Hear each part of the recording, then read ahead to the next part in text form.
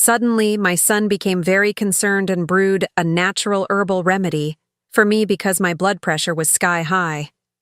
I gave the cup to his wife, who was complaining of stress.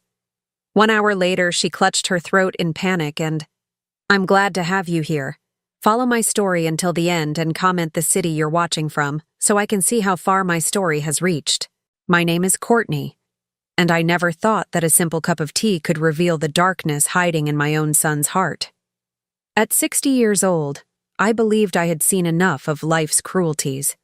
But nothing prepared me for what I discovered that autumn afternoon when Henry brought me what he called his special herbal blend.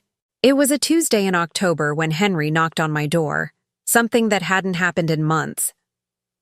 Since his father died 19 years ago, our relationship had grown distant, reduced to obligatory holiday calls and the occasional awkward dinner. So when I opened the door to find him standing there with Avery, his wife of 9 years, both wearing unusually bright smiles, my first instinct was suspicion.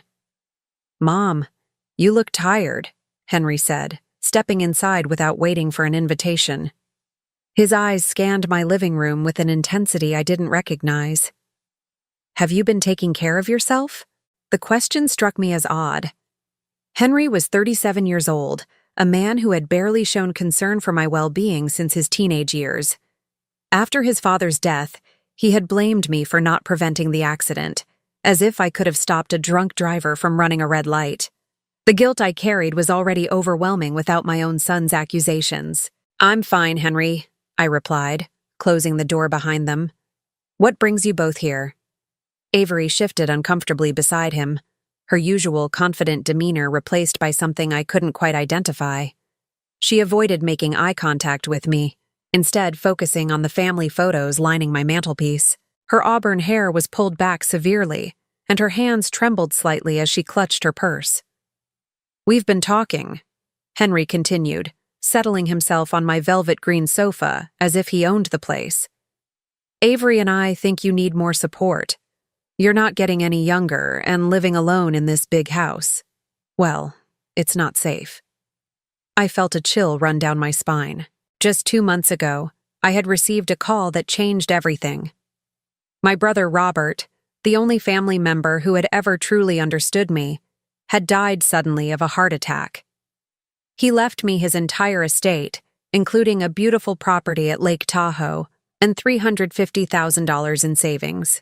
It was a generous inheritance that provided security I had never known, but it also seemed to have awakened an interest in my welfare that had been dormant for years.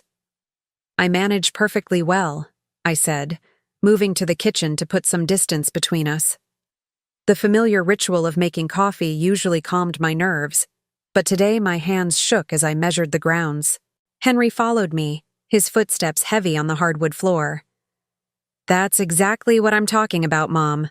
Look at you. You're clearly stressed. Your blood pressure must be through the roof." He was right about the stress, though not for the reasons he imagined.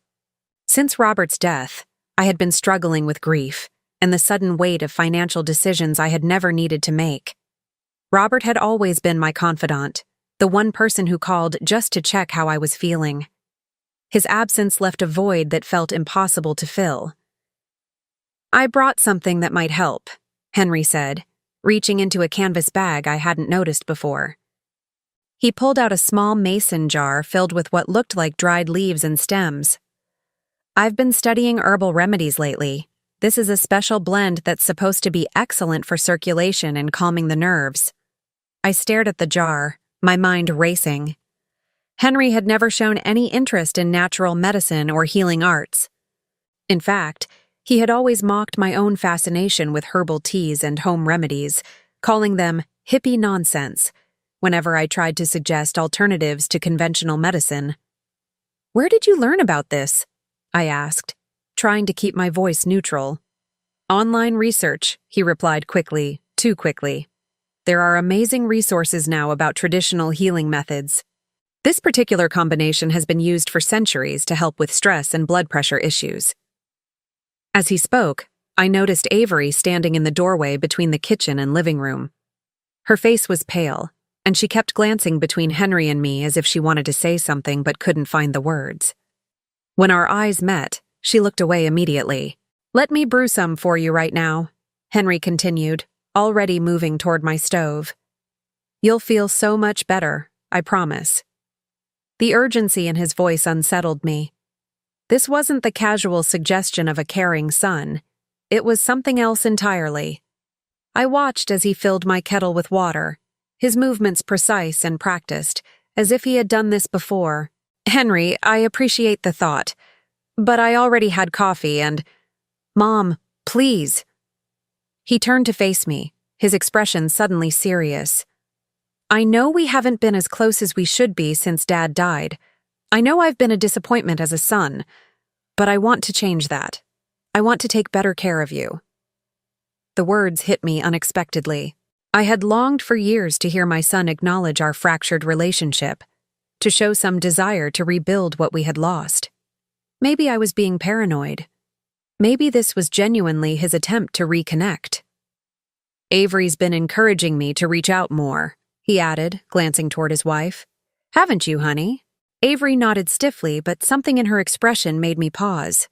She looked almost frightened. Her hands continued to tremble, and a thin sheen of sweat had appeared on her forehead despite the cool October air flowing through my kitchen window. The kettle began to whistle, and Henry moved quickly to remove it from the heat. He measured the herbal mixture into my favorite blue porcelain teacup, the one that had belonged to my grandmother. Watching him handle something so precious to me felt wrong somehow, as if he were defiling a sacred object. "This needs to steep for exactly 7 minutes," he said, pouring the hot water over the herbs. The liquid immediately turned a muddy brown color, and an unfamiliar bitter scent filled the air. The timing is crucial for maximum effectiveness. 7 minutes. Such a specific requirement for someone who claimed to have learned about herbal remedies through casual online research. I found myself studying his face, looking for any sign of deception, but Henry had always been good at hiding his true thoughts. "I don't know," I said slowly. "The smell is quite strong. Maybe I should start with something milder."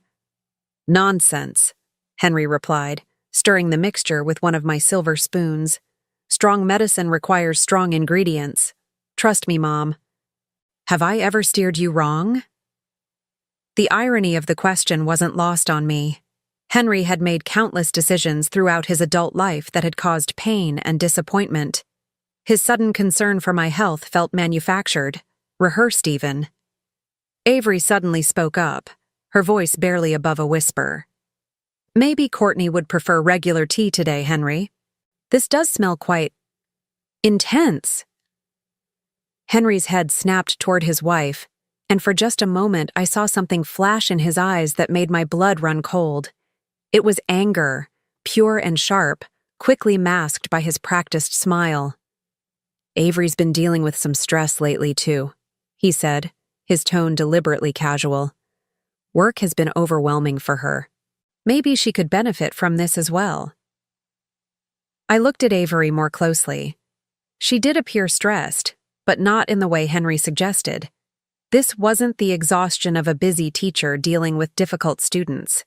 This was the tension of someone carrying a terrible secret. "Oh, I couldn't," Avery said quickly. "I'm sure Courtney needs it more than I do." "Nonsense," I heard myself saying, though I wasn't sure why. "If you're both concerned about stress, there's certainly enough for 2 cups.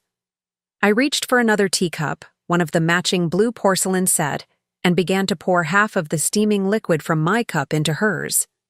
Henry moved as if to stop me, then caught himself. "Actually, Mom, the dosage is calibrated for 1 person, he said. "If you split it, neither of you will get the full benefit." "Then let Avery have it," I replied, handing her the cup. "I can try it another time when you bring more." Avery's hands shook violently as she accepted the cup, and I noticed tears forming in the corners of her eyes. "Thank you," she whispered, though her voice carried no gratitude. Henry watched his wife with an expression I couldn't read. There was anticipation there, and something else that looked disturbingly like scientific curiosity. "Go ahead, honey," he encouraged. "It should still be warm enough." Avery lifted the cup to her lips, hesitated for just a moment, then took a small sip. Almost immediately, her face contorted with disgust. "It's extremely bitter," she said, setting the cup down quickly. "Effective medicine often is," Henry replied. "Try a larger sip. You need enough to make a difference." I watched this exchange with growing unease. Something about the way Henry was watching his wife, the intensity of his focus on her reaction, felt predatory. Avery took another sip, larger this time, and swallowed with visible effort. For a moment, nothing happened. Then her eyes widened with what looked like panic. "I feel," she began, then stopped, pressing her hand to her throat. "What is it?" I asked, moving toward her. "My throat," she gasped. "It feels tight, and my stomach." She doubled over slightly, her free hand clutching her abdomen. Henry jumped up from his chair, but instead of rushing to help his wife, he moved to the sink and began washing the jar that had contained the herbs. "It's probably just the strong taste," he said without turning around. "Some people have sensitive palates." Avery's breathing became labored, and beads of sweat broke out across her forehead. "Henry?" she called out, her voice strained. "Something's wrong." That's when I saw it, the look that passed across my son's face when he finally turned to acknowledge his wife's distress. It wasn't concern or surprise. It was calculation. The teacup slipped from Avery's trembling fingers and shattered against my kitchen floor, sending fragments of blue porcelain and brown liquid across the white tiles. She collapsed into the nearest chair, clutching her throat and fighting for each breath. And in that moment, as I watched my son's wife struggle with symptoms that came on far too quickly and severely to be coincidental, I realized that the herbal tea hadn't been intended for her at all. It had been meant for me. The next morning arrived with the kind of crisp autumn air that usually lifted my spirits, but I woke with a heaviness in my chest that had nothing to do with the weather. I couldn't stop replaying the events of the previous afternoon. The image of Avery clutching her throat burned into my memory like a warning I was only beginning to understand. Henry had rushed his wife to urgent care, claiming she must have had an allergic reaction to something she'd eaten earlier. He had been almost theatrical in his concern, holding her arm as she stumbled to their car, calling out reassurances about getting her medical attention immediately. But I had seen the way he hesitated before helping her. Those precious seconds where he watched her suffer with what looked disturbingly like scientific interest. I made my morning coffee in a different cup, unable to bear the thought of using any of my blue porcelain set. The sight of those broken pieces scattered across my kitchen floor had felt like an omen. As I swept them up the night before, I noticed that several fragments still held traces of that bitter brown liquid, and the smell that rose from them made my stomach turn. Around 10 o'clock, my phone rang. Henry's name appeared on the caller ID, and I hesitated before answering. Part of me wasn't ready to hear whatever explanation he had prepared overnight. "Mom, I wanted to update you about Avery." His voice came through clearly, carrying just the right note of concerned husband. "The doctor said she had a severe allergic reaction. Her throat was quite swollen, and her digestive system was inflamed." "Allergic to what?" I asked, keeping my tone neutral. "They're not entirely sure. Could have been something she ate for lunch, or maybe one of the herbs in that tea blend. You know how sensitive some people can be to natural remedies." The way he said it, so casually dismissive, made my skin crawl. "Is she feeling better now?" "Much better, thank you for asking. They gave her some medication to reduce the inflammation, and she's resting at home today." "But Mom, this got me thinking about how important it is to be careful with herbal treatments. Maybe we should stick to more conventional approaches for your health concerns." I almost laughed at the irony. Yesterday he had been so enthusiastic about his special blend, and now he was suggesting we abandon herbal remedies altogether? "That's probably wise," I agreed, curious to see where this conversation was heading. "Actually, I was wondering if I could come by later today. I left my reading glasses on your coffee table, and I'd like to check on you after yesterday's excitement." I hadn't noticed any reading glasses, but I agreed to the visit. After hanging up, I walked through my house more carefully than I had in years, looking for anything that seemed out of place or unfamiliar. In my kitchen, I examined every jar and container, making sure nothing had been added or removed without my knowledge. It was then that I noticed something odd about my spice cabinet. The dried herbs I kept for cooking were arranged differently than I remembered. Small details, but after 40 years of maintaining the same household routines, these differences stood out. My oregano jar was in front of the basil instead of behind it. The cinnamon sticks were on the wrong shelf entirely. Someone had been going through my herbs, and I was fairly certain it hadn't been Avery. When Henry arrived that afternoon, he came bearing gifts, a bouquet of grocery store flowers, and a small paper bag from the health food store downtown. "I felt terrible about yesterday," he said, handing me the flowers with a smile that didn't quite reach his eyes. "I brought you some chamomile tea instead. Much milder and safer for someone with your blood pressure concerns." I accepted the flowers but eyed the paper bag with suspicion. "How do you know about my blood pressure?" Henry paused in the middle of removing his jacket. "You mentioned it yesterday, remember? You said you've been feeling stressed since Uncle Robert died." I hadn't mentioned my blood pressure at all, but I decided not to correct him. Instead, I invited him to sit down and made us both coffee with my regular, familiar grounds. As I prepared the drinks, I watched him in my peripheral vision. He was studying my living room with the same intensity as the day before, his gaze lingering on particular items with an expression I was beginning to recognize as acquisitive.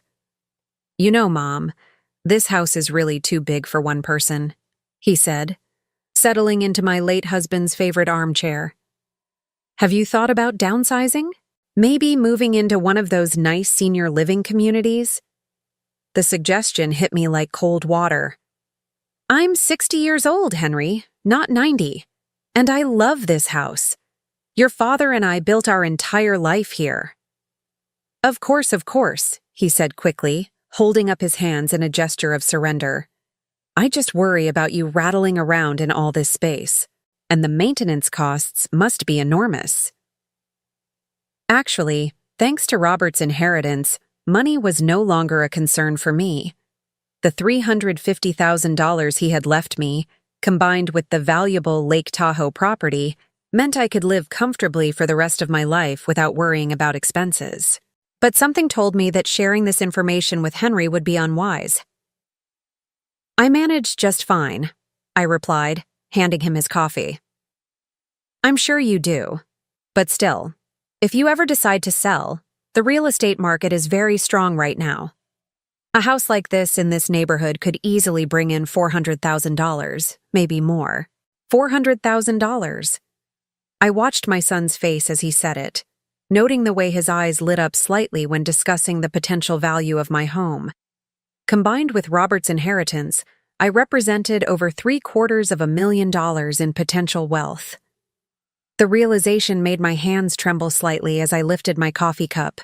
"Have you given any thought to updating your will?" Henry continued, his tone carefully casual.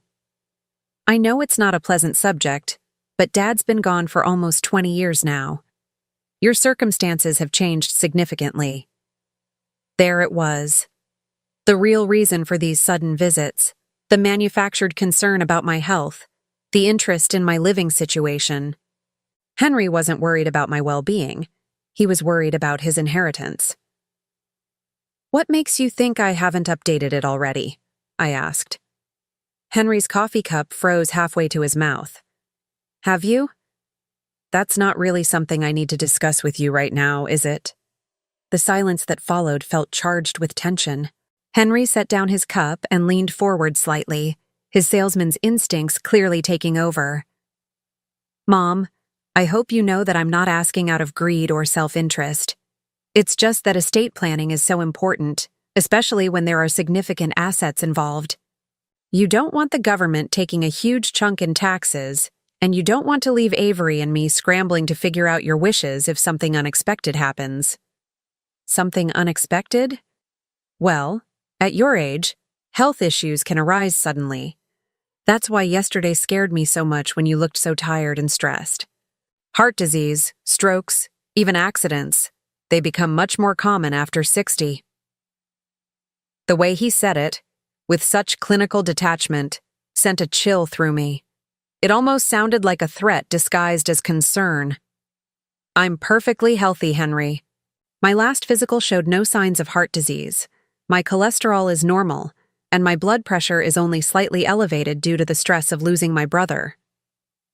Still, Henry persisted, it would give me such peace of mind to know that your affairs are in order. And if there's anything I can do to help with the paperwork or legal aspects. I stood up abruptly, needing to put some distance between us. I think I can handle my own legal affairs, thank you. Henry remained seated, but I could feel his eyes following me as I moved around the room, straightening things that didn't need straightening. When I turned back toward him, I caught him staring at my left hand with unusual focus. My mother's diamond ring, which I wore daily, seemed to hold particular fascination for him. That's a beautiful ring, he said. I remember Dad mentioning that it was quite valuable.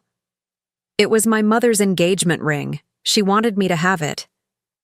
And will you pass it on to Avery someday? I know she's always admired it.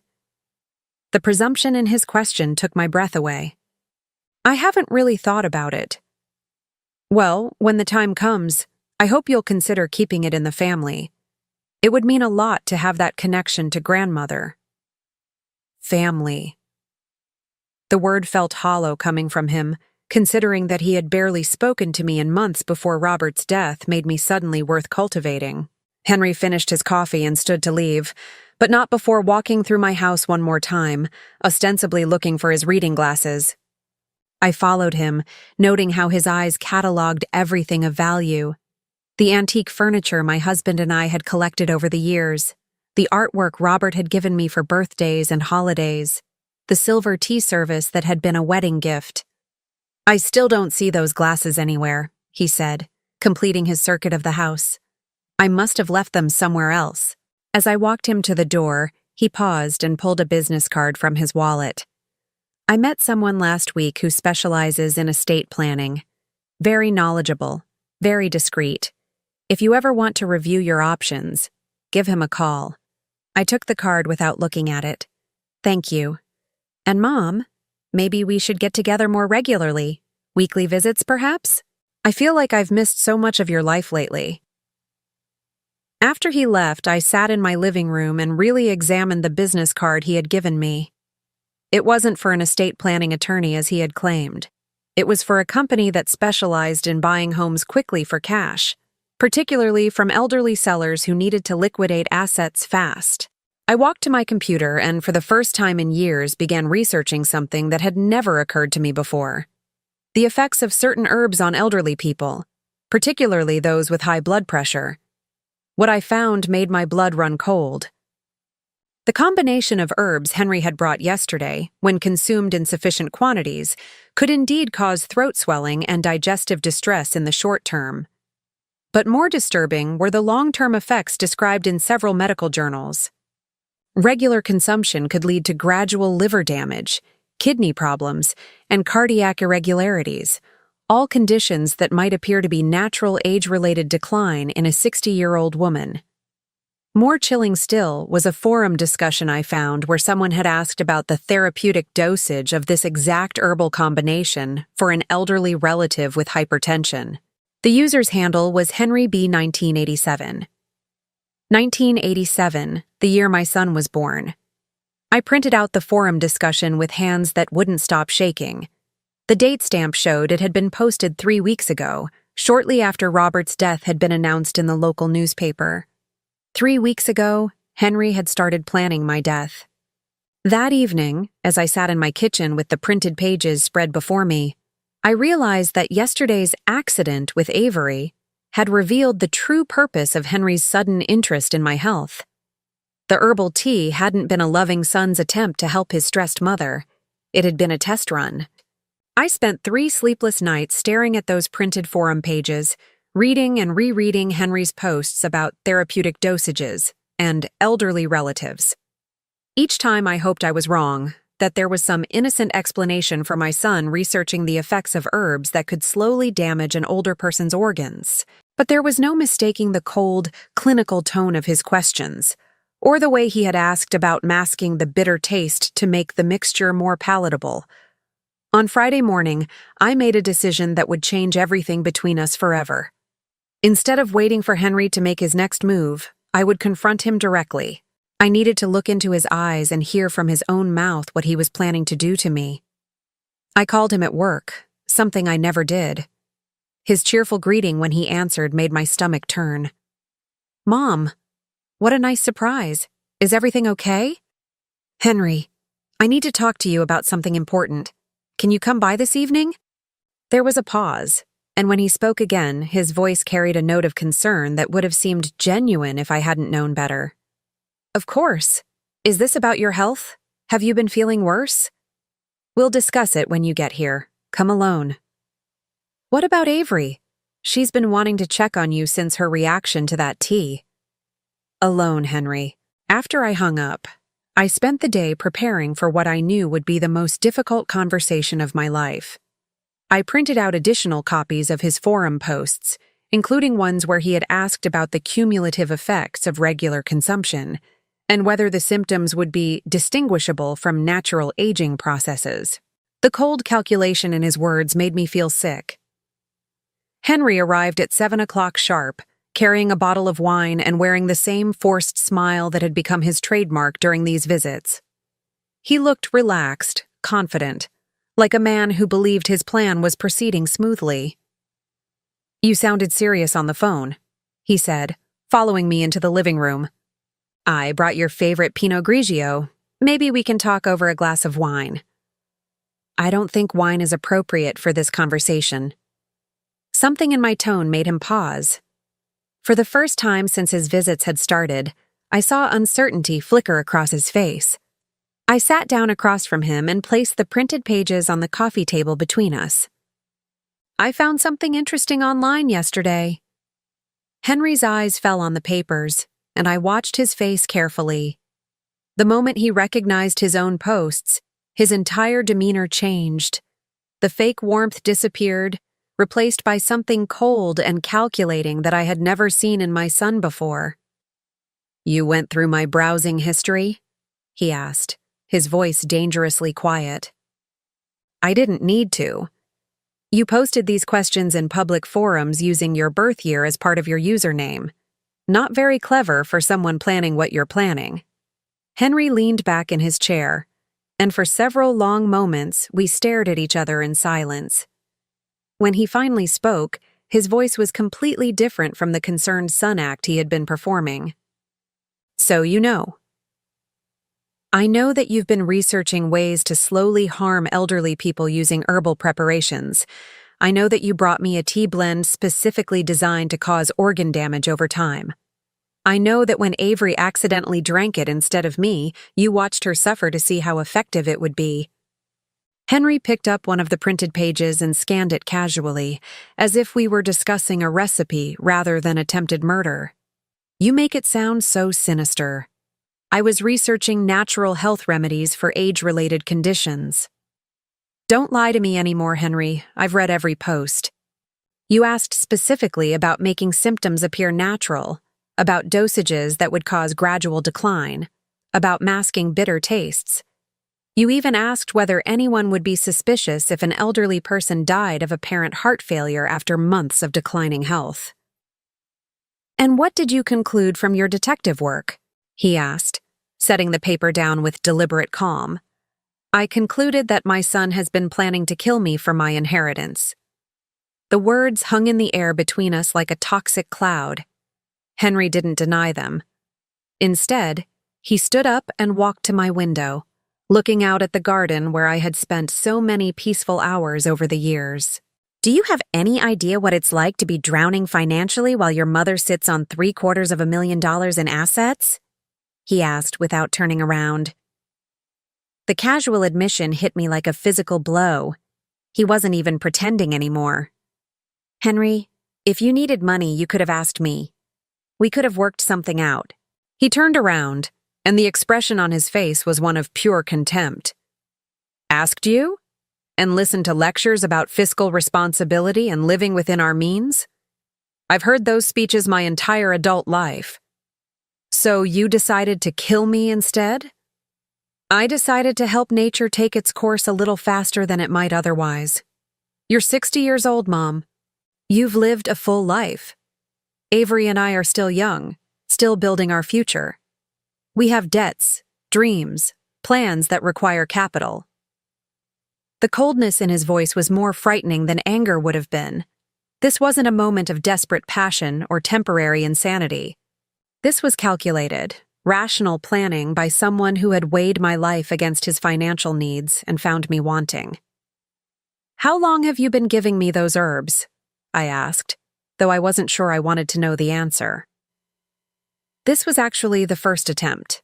I needed to test the mixture first, make sure it would work the way I intended. Avery's reaction was quite informative, though she experienced it much more intensely than you would have. The dosage was calibrated for someone your age and weight. I felt nauseated. He was discussing my planned murder with the same detachment he might use to describe a business transaction. And if I hadn't given it to Avery, if I had drunk it myself, you would have felt mildly unwell for a day or two. Nothing more dramatic than that. But your liver and kidneys would have begun processing toxins they weren't designed to handle. Over the course of several months, with regular doses, your organs would have shown signs of stress. You would have started feeling more tired, perhaps experienced some digestive issues, maybe some heart palpitations. And eventually, you would have had what appeared to be a natural heart attack or stroke. Very sad, but not unexpected for someone your age dealing with the stress of recent bereavement and financial decisions. And the clinical precision of his plan was horrifying. He had thought through every detail, anticipated every contingency. This wasn't a crime of passion, it was premeditated murder disguised as natural causes. What about Avery? Is she part of this? For the first time, Henry hesitated. Avery is complicated. She knows about our financial situation, obviously. She knows we need a solution. But she's squeamish about the details. Squeamish about murdering your mother, you mean? She prefers not to think about the methodology. She just wants the problem to go away. I thought about Avery's behavior during their visits, her obvious distress, the way she had avoided eye contact. She might not have been an active participant, but she was certainly complicit in whatever Henry had planned for me. So what happens now? I asked. Now that I know what you're planning? Henry sat back down, and I saw him considering his options. The mask was completely off now, revealing a stranger I barely recognized. Now we need to have a practical discussion about your estate planning, he said finally. Because one way or another, Avery and I are going to inherit your assets. The only question is whether you want to cooperate and make the transition smooth, or whether you want to make this difficult for everyone involved. You're threatening me. I'm presenting you with options. You can update your will to leave everything to us, then perhaps take a nice long trip somewhere. Lake Tahoe, maybe. Uncle Robert's property is quite isolated. Anything could happen to someone traveling alone at your age. The implications of his words made my blood run cold. He wasn't just planning to poison me slowly. He was prepared to arrange a more immediate solution if necessary. And if I refuse? Henry's smile was the most chilling thing I had ever seen. Then we go back to the original plan. You've already been exposed to the herbal preparation once when Avery spilled that tea. There are traces of it in your system now.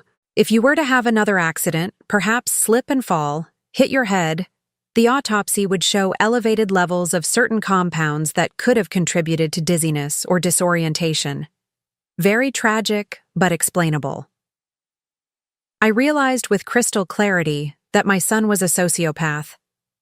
The Henry that I thought I knew, the boy I had raised and loved despite our difficulties, had either never existed or had been consumed by greed and selfishness so complete that he could calmly discuss murdering his own mother. "You're insane," I whispered. "I'm practical. and I'm tired of waiting for you to die naturally while Avery and I struggle to make ends meet. You have money you don't need, sitting in accounts gathering dust while we work ourselves to death, trying to pay off credit cards and student loans. I earned that money through 40 years of careful saving and hard work. Robert left it to me because he knew I would use it responsibly. And what's responsible about hoarding wealth while your own son suffers financially? You live alone in a house worth $400,000. You have more money in the bank than most people see in a lifetime. Meanwhile, Avery and I are drowning in debt, living paycheck to paycheck, unable to even think about having children because we can't afford them. The self-pity in his voice was almost as disgusting as the calculated cruelty. He genuinely believed that he was the victim in this situation. So you decided I don't deserve to live? I decided that your death would serve a greater purpose than your continued existence. You've already lived most of your life. We're just getting started with ours. I looked at this stranger wearing my son's face and felt something inside me break completely. The last thread of maternal love, the final hope that somehow we could repair our relationship, snapped under the weight of his words. "Get out of my house," I said quietly. "I'm afraid that's not how this works anymore, Mom. We're past the point where you can just dismiss me and pretend this conversation never happened. You know too much now, and I know that you know. That changes the timeline considerably." "What do you mean?" Henry reached into his jacket pocket and pulled out a small vial of clear liquid. "I brought a backup plan tonight, just in case our conversation didn't go the way I hoped. This is a concentrated version of the herbal preparation, dissolved in a tasteless solution that can be added to any beverage." My heart started racing as I realized what he was suggesting. "You're going to force me to drink that?" "I'm going to give you one last chance to cooperate. Sign over power of attorney to me tonight, and you can spend your remaining time in a nice care facility where you'll be comfortable and well looked after. Refuse, and I'll add this to your coffee, and by morning you'll be experiencing symptoms severe enough to require hospitalization." "You would really do this? To your own mother? To secure my future and Avery's future? Absolutely." I stared at the vial in his hand, understanding that I was facing a life or death decision. My son, the child I had carried and birthed and loved despite all our problems, was prepared to murder me for money. But he had made one crucial mistake in his planning. He had underestimated the woman who had raised him, who had survived his father's death and 20 years of struggling to make ends meet as a single mother. He thought of me as a weak, elderly victim who would simply submit to his threats. He was about to learn how wrong he was. The transformation of my son from loving family member to calculating captor happened so gradually that I almost missed it. After our confrontation that Friday evening, Henry didn't leave as I had demanded. Instead, he made himself comfortable in my living room and began making phone calls. "Avery, honey, I'm going to stay at Mom's tonight," he said into his phone, his voice carrying the same false warmth he had used with me for weeks. "She's had a bit of an episode, and I think she needs supervision." An episode. As if my discovery of his murder plot was a sign of mental decline rather than justified horror at my son's intentions. After he hung up, Henry turned to me with that chilling smile that had become his trademark. "I've been thinking about what you said earlier, about wanting me to leave. Unfortunately, that's not really an option anymore. You see, now that you know about my research and my plans, I can't risk you doing something impulsive like calling the police or changing your will out of spite. This is my house, Henry. You can't just decide to move in." "Actually, I can, and I'm not moving in permanently, just until we get your affairs sorted out properly. Think of it as a temporary arrangement while we transition your estate planning to something more appropriate for someone in your condition." "What condition? There's nothing wrong with me." "Isn't there?" He pulled out his phone and showed me a note-taking app. "Let's see. Today, you accused your loving son of trying to poison you based on some internet posts you misunderstood. You became agitated and paranoid, making wild accusations about murder plots. You refused to listen to reason and demanded that I leave your house despite your obvious need for care and supervision.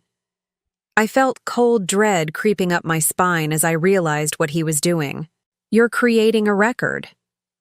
I'm documenting your declining mental state. Very sad, really.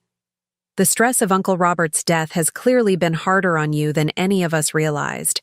It's not uncommon for people your age to develop paranoid delusions, especially after a significant loss. No one will believe that. I'm perfectly lucid. Are you? Because from where I'm sitting, you look like a confused elderly woman who's been living alone too long and has started imagining threats that don't exist. Henry stood up and walked to my front door, turning the deadbolt with a decisive click. Then he moved to the back door and repeated the process. I watched in growing horror as he secured every possible exit from my own home. What are you doing? Making sure you don't hurt yourself. People with paranoid delusions sometimes make poor decisions, like wandering outside at night or trying to contact authorities about imaginary crimes. It's really for your own safety. I reached for my phone, but Henry was faster.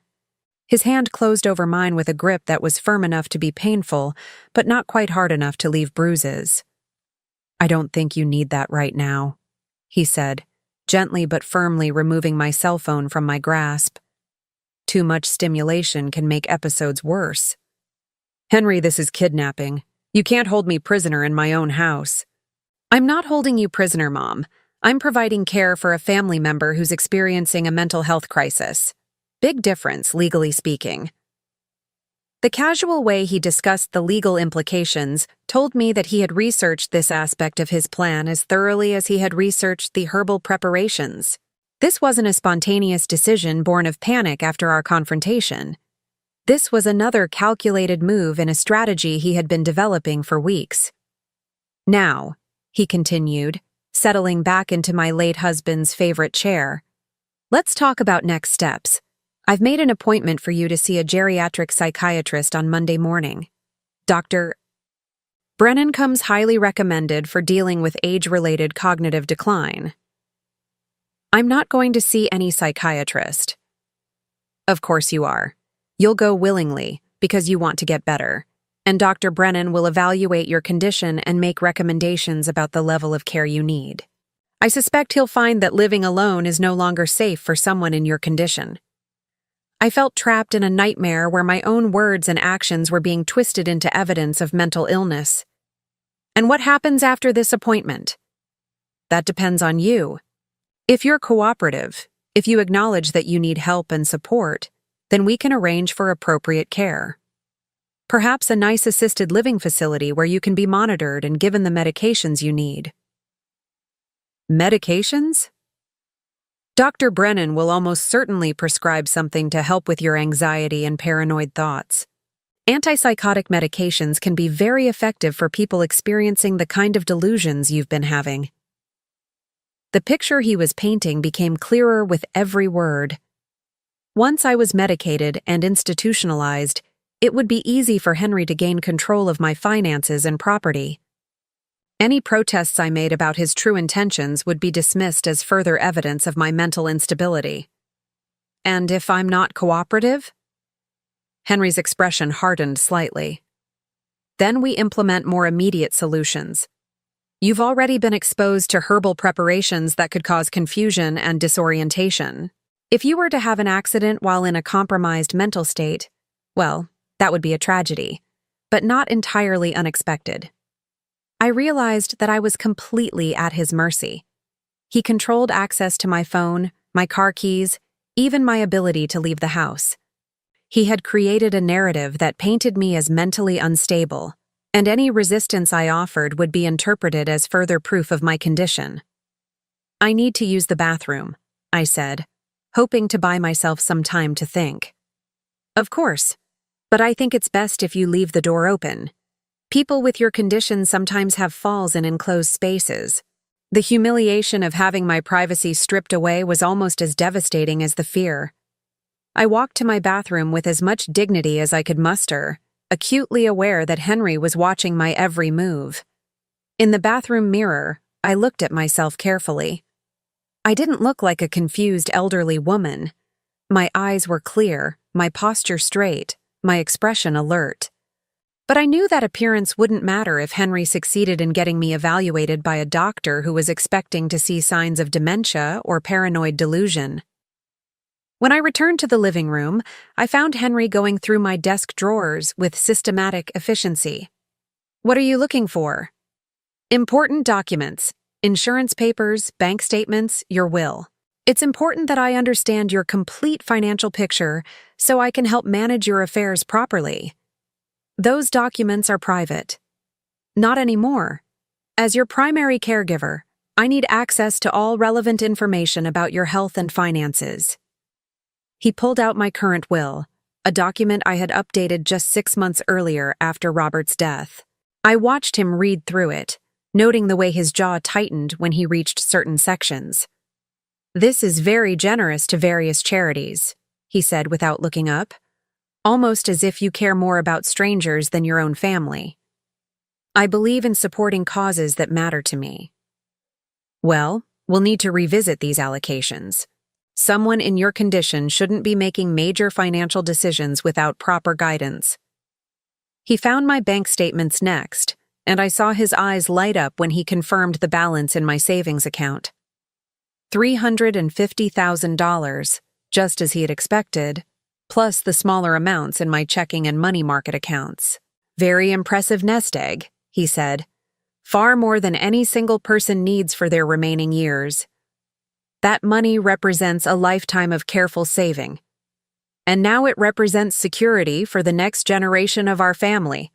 Uncle Robert would want his inheritance to benefit his nephew and nephew's wife, don't you think?" The way he twisted Robert's memory made me sick. My brother had left me that money because he trusted me to use it wisely, not because he wanted to fund Henry's lifestyle. Henry continued going through my papers with the thoroughness of an accountant conducting an audit. He found my investment statements, my insurance policies, the deed to the Lake Tahoe property Robert had left me. Each discovery seemed to please him more than the last. "You really are quite wealthy," he said when he had finished his inventory. "Much more so than I had realized. This changes some of my calculations." "What calculations?" "How long this process needs to take. With assets of this magnitude, it's worth investing a bit more time in making sure everything is handled properly. We don't want to rush into anything that might raise unnecessary questions." I understood that he was revising his timeline. The larger the inheritance, the more careful he needed to be about acquiring it legally. "I'm hungry," I said, realizing that we had been talking for hours and I hadn't eaten since lunch. "Of course. Let me make you something." Henry stood up and walked toward my kitchen, and I started to follow him. "Actually, why don't you rest in your chair? I can handle dinner. You seem tired, and stress can be very hard on people your age." I wanted to protest, but I realized that following him would accomplish nothing except confirming his narrative about my need for supervision. Instead, I sat down and listened to him moving around in my kitchen, opening cabinets and drawers with the familiarity of someone who had been studying the layout. When he returned 20 minutes later, he carried a tray with a bowl of soup and a cup of tea. Both looked perfectly normal, but I found myself staring at them with suspicion. "It's just chicken soup from a can," Henry said, noticing my hesitation. "And chamomile tea from the box you keep in your pantry. Nothing exotic or unusual." "I'm not really hungry right now." "You need to eat, Mom. Proper nutrition is especially important for people dealing with the kind of stress you've been under." I took a small spoonful of soup and found that it tasted exactly as it should. The tea also seemed normal, with the mild, familiar flavor of chamomile and honey. But I couldn't shake the feeling that accepting anything from Henry was dangerous. "There," he said when I had managed to eat about half the soup. "Don't you feel better now?" Actually, I did feel different, but not in a way that made me feel better. I felt drowsy, relaxed in a way that didn't seem natural given the circumstances. My thoughts seemed to move more slowly, and my anxiety about the situation began to fade into a kind of foggy acceptance. "I think I'm tired," I said, surprised at how slurred my words sounded. Of course you are. It's been a very stressful day. Why don't you go to bed early tonight? Things will look clearer in the morning. I stood up, intending to walk to my bedroom, but my legs felt unsteady. Henry immediately moved to support my elbow, his grip firm and controlling. Careful there, he said with false concern. These episodes can really take it out of you. As he helped me to my bedroom, I realized that he had indeed added something to my food. Not the dangerous herbal preparation he had threatened me with earlier, but something milder, designed to make me compliant and confused rather than seriously ill. Sleep well, Mom, he said, helping me sit on the edge of my bed. Tomorrow we'll start making some positive changes in your life. After he left my room, I heard him moving around the house, checking locks, closing curtains, making himself completely at home. I lay in my bed, feeling drugged and helpless, and understood that this was only the beginning. Henry had turned my own home into a prison, and I was now completely under his control. I woke up Saturday morning with a clarity that surprised me, considering how foggy I had felt the night before. Whatever Henry had given me to make me compliant was wearing off, and with that clarity came a cold, calculated anger, unlike anything I had ever experienced. My son had made several crucial mistakes in his planning, and as I lay in bed listening to him move around my kitchen, I began to formulate a plan of my own. Henry thought he was dealing with a helpless elderly woman who would submit to his control out of fear and confusion.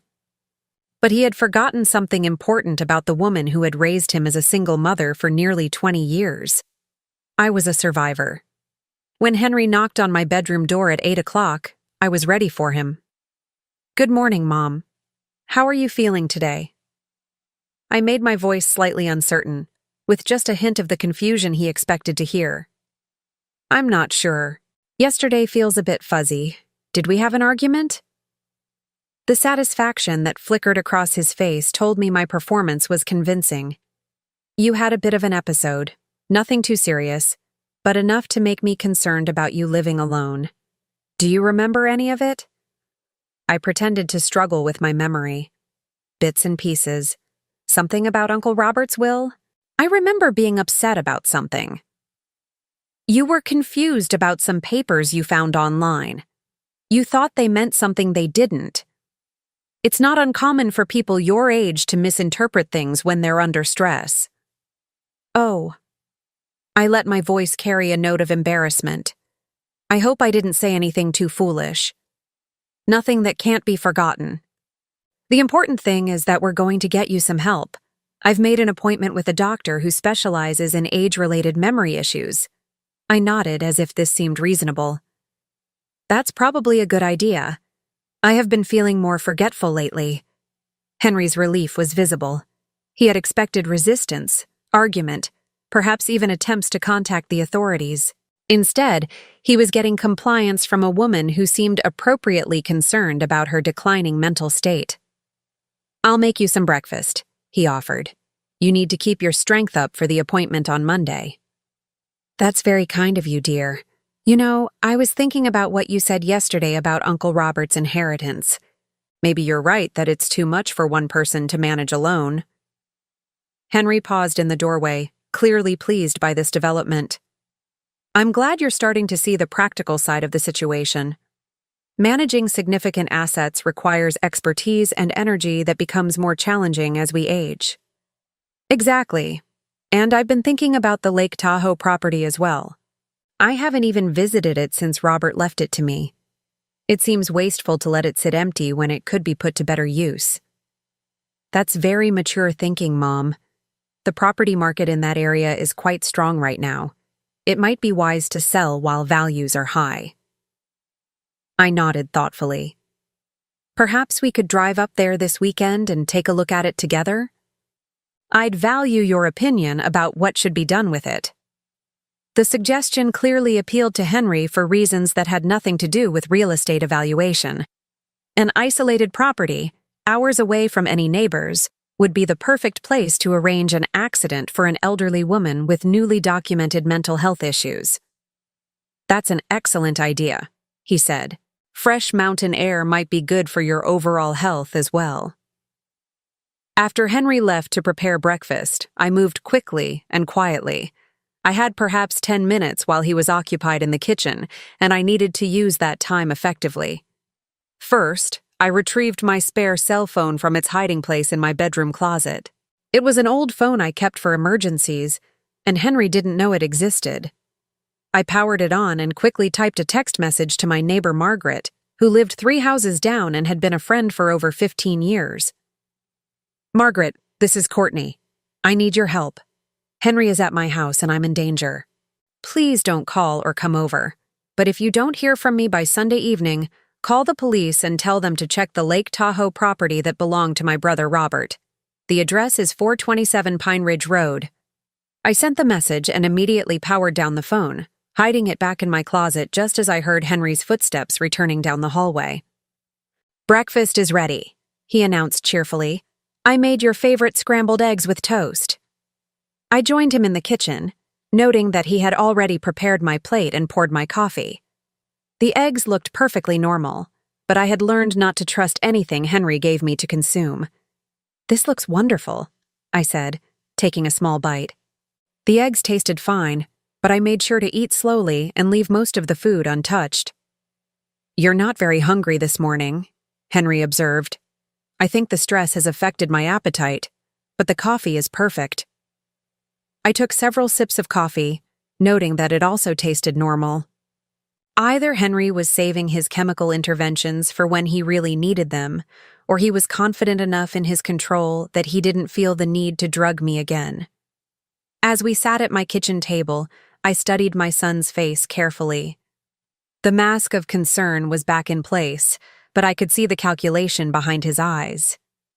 He was already planning the trip to Lake Tahoe, thinking through the logistics of making my death appear accidental. "When would you like to drive up to the property?" I asked. "Today or tomorrow?" "Today might be better. The weather forecast shows rain tomorrow, which could make the mountain roads more dangerous." Dangerous.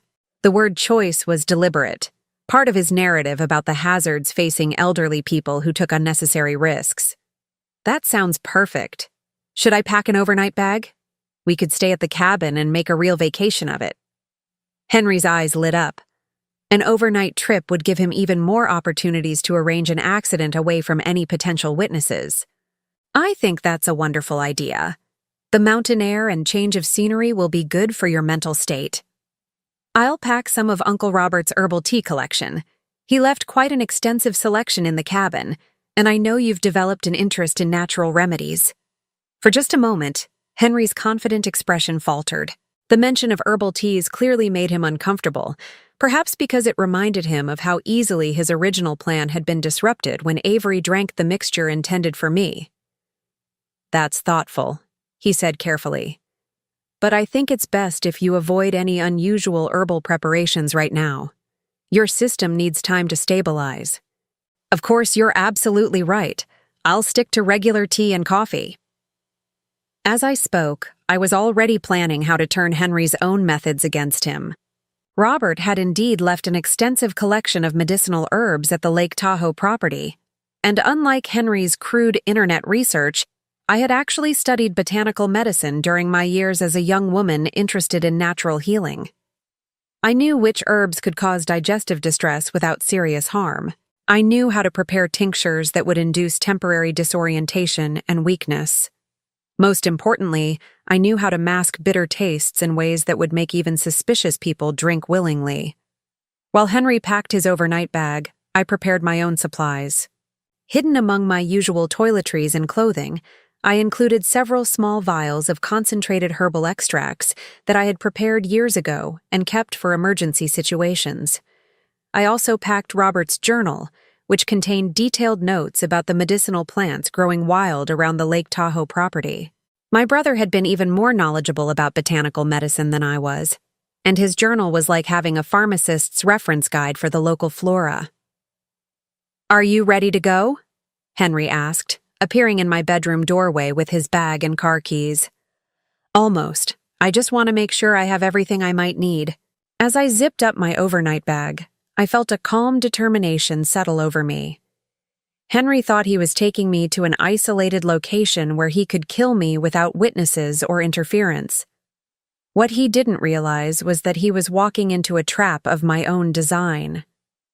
The drive to Lake Tahoe took just over 2 hours, during which Henry kept up a steady stream of conversation designed to reinforce his narrative about my declining mental state.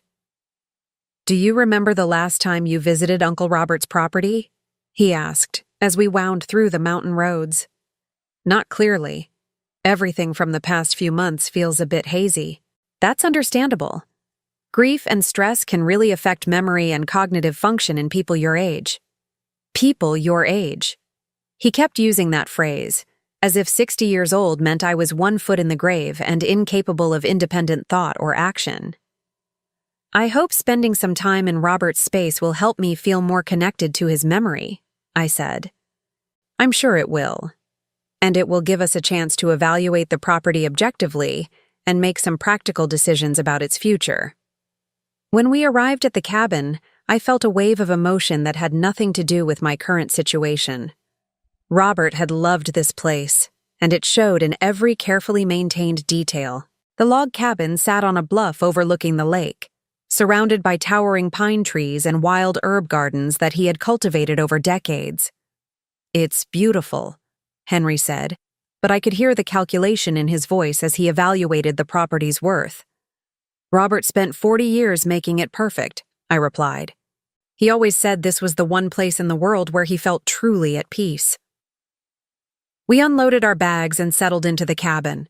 Henry immediately began exploring, ostensibly appreciating the rustic charm but actually checking sight lines, evaluating potential accident scenarios, and confirming the isolation that would make his plans easier to execute. "The nearest neighbor is over a mile away," he observed. "Very private." Yes, Robert valued his solitude. That evening, I cooked dinner using ingredients we had brought from town, making sure to prepare everything where Henry could watch me. I needed him to feel confident that I wasn't suspicious of his motives or planning any resistance to whatever he intended to do. After dinner, as the sun set over the lake, I suggested we have tea on the deck. "What a wonderful idea," Henry agreed. "Let me prepare it for you. You should relax and enjoy the view." Actually, I'd like to do it myself. It would make me feel closer to Robert, using his kitchen and his tea collection. Henry hesitated, clearly preferring to control what I consumed, but unable to refuse without seeming suspicious. "Of course, I'll just enjoy this beautiful sunset." In Robert's kitchen, I prepared 2 cups of tea with meticulous care. Henry's cup received a carefully measured dose of herbs that would cause severe digestive distress and temporary disorientation without leaving lasting harm. My own cup contained nothing but chamomile and honey. I knew the effects would begin within 30 minutes of consumption, and I planned to be far away from the cabin when Henry realized what was happening to him. "Here you go," I said, handing him the steaming cup as we sat together on the deck.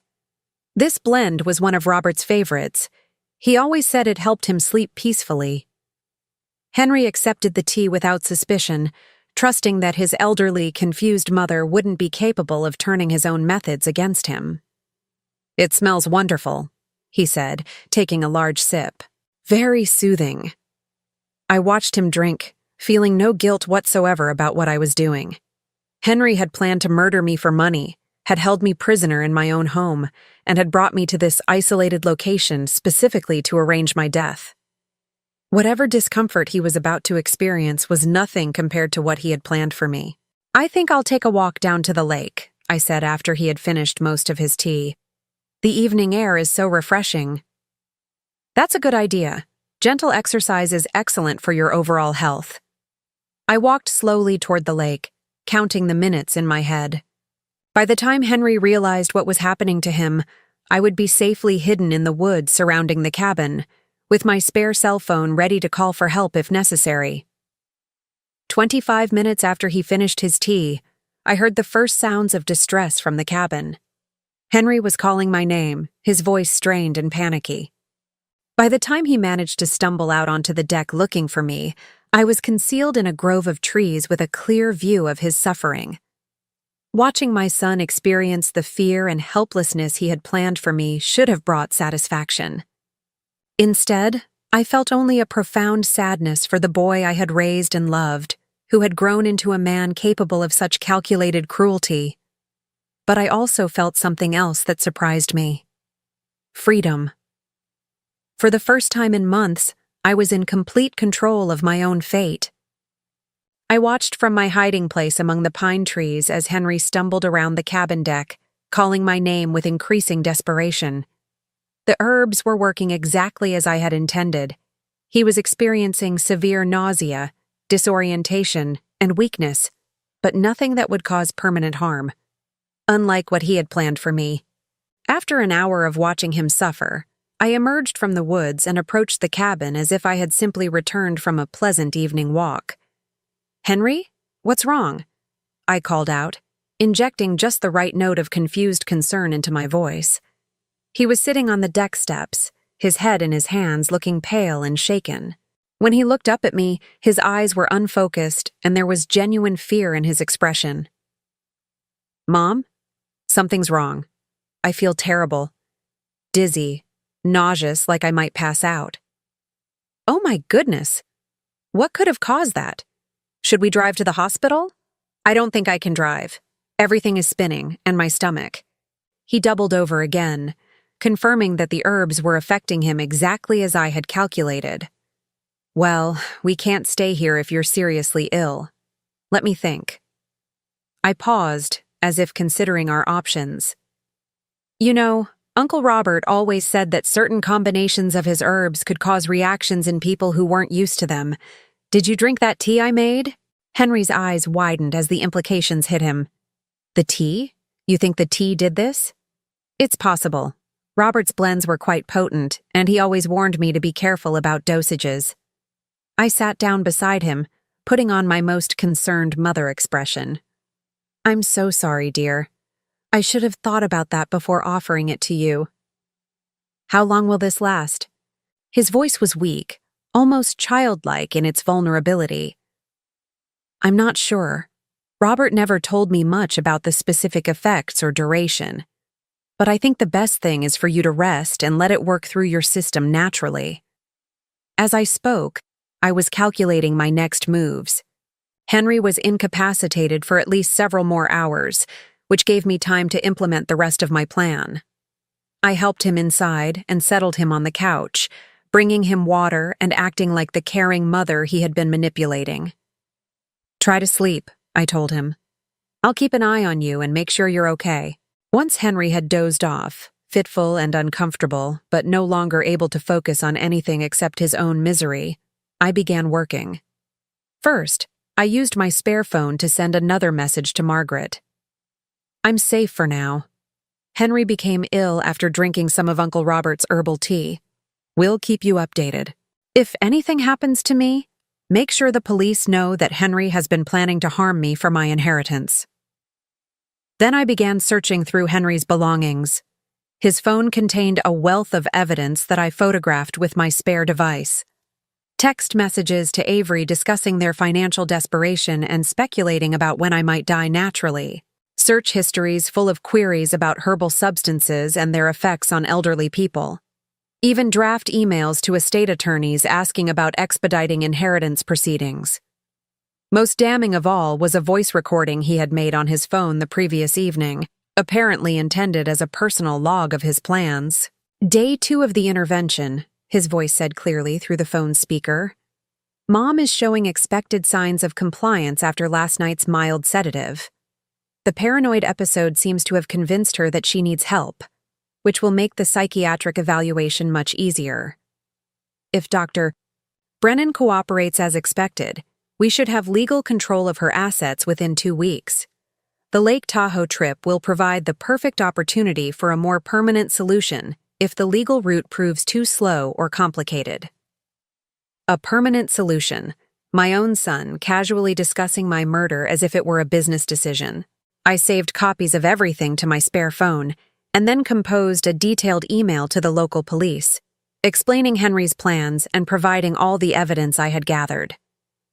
I scheduled the email to be sent automatically if I didn't cancel it within 12 hours, ensuring that even if something happened to me, the truth would still come out.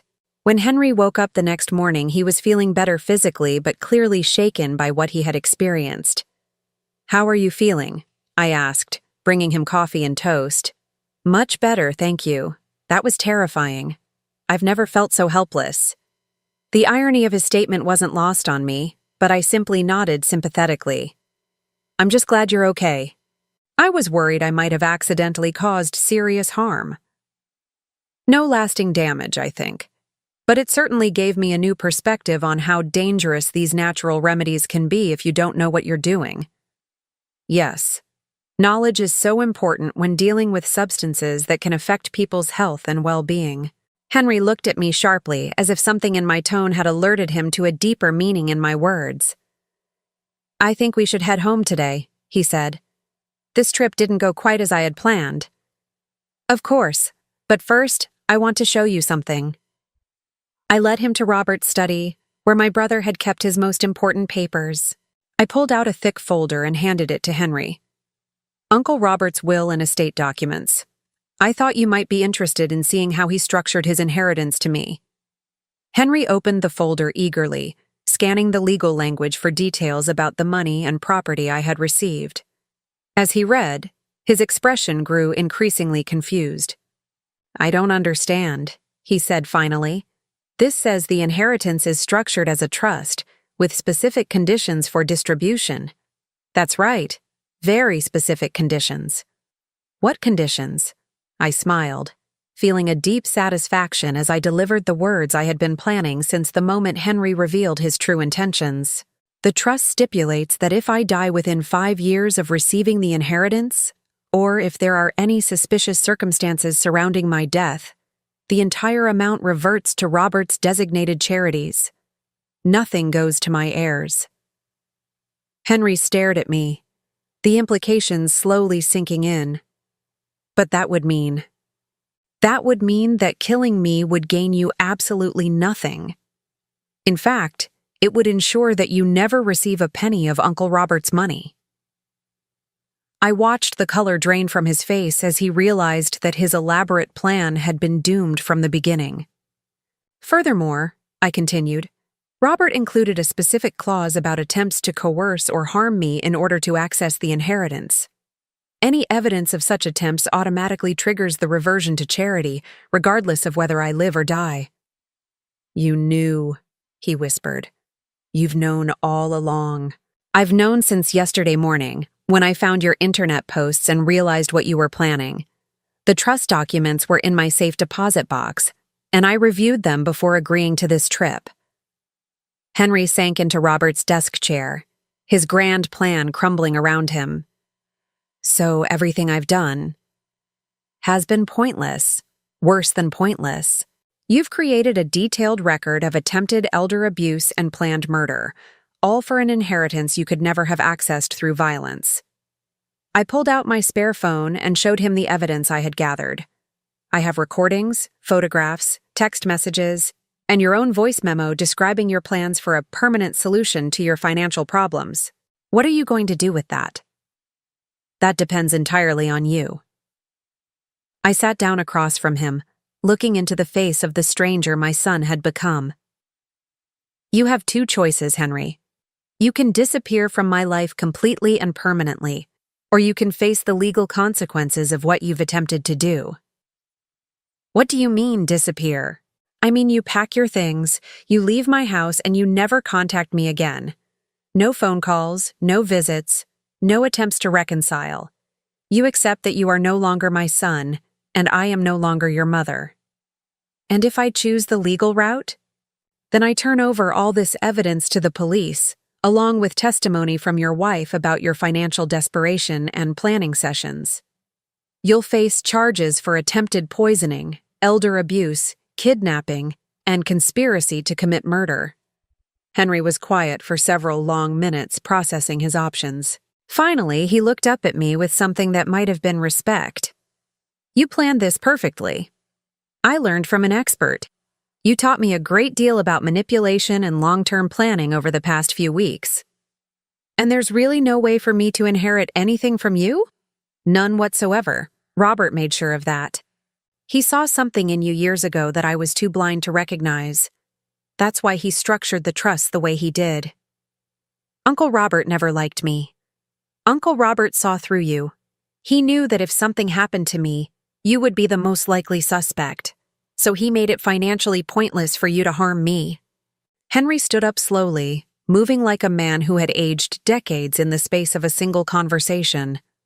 What about Avery? What about her? Will you tell her what I planned? That's between you and your conscience. But I will say this. She deserves to know who she married before she wastes any more of her life with you. We drove back to Sacramento in complete silence. When we arrived at my house, Henry collected his belongings without a word and loaded them into his car. As he prepared to leave, he turned back to me one final time. I really needed that money, Mom. Avery and I are drowning in debt, and I couldn't see any other solution. You could have asked for help. You could have talked to me honestly about your problems.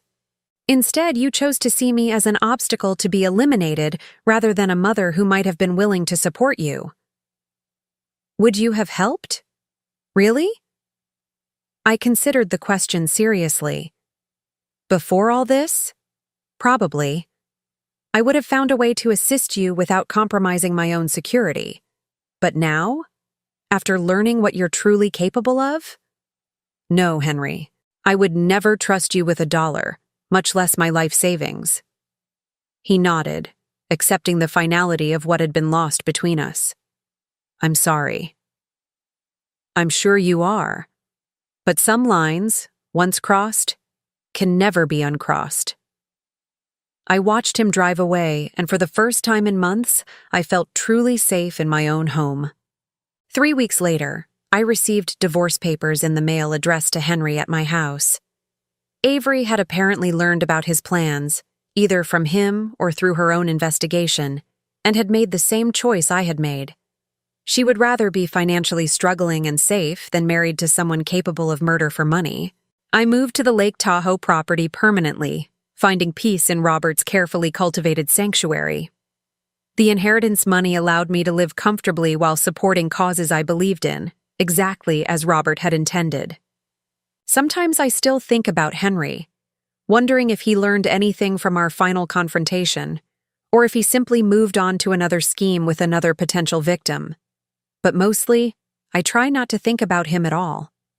I had spent 60 years learning the difference between family and blood relations. Family are the people who love you, support you, and want the best for you, even when it's inconvenient for them.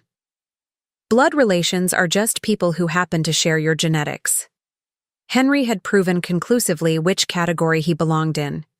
As for me, I discovered something valuable in those dark weeks when I thought my own son was planning to kill me. I learned that I was stronger, more resourceful, and more capable of protecting myself than I had ever imagined. That knowledge was worth more than any inheritance. Now I'm curious about you who listened to my story. What would you do if you were in my place? Have you ever been through something similar? Comment below, and meanwhile, I'm leaving on the final screen 2 other stories that are channel favorites, and they will definitely surprise you. Thank you for watching until here.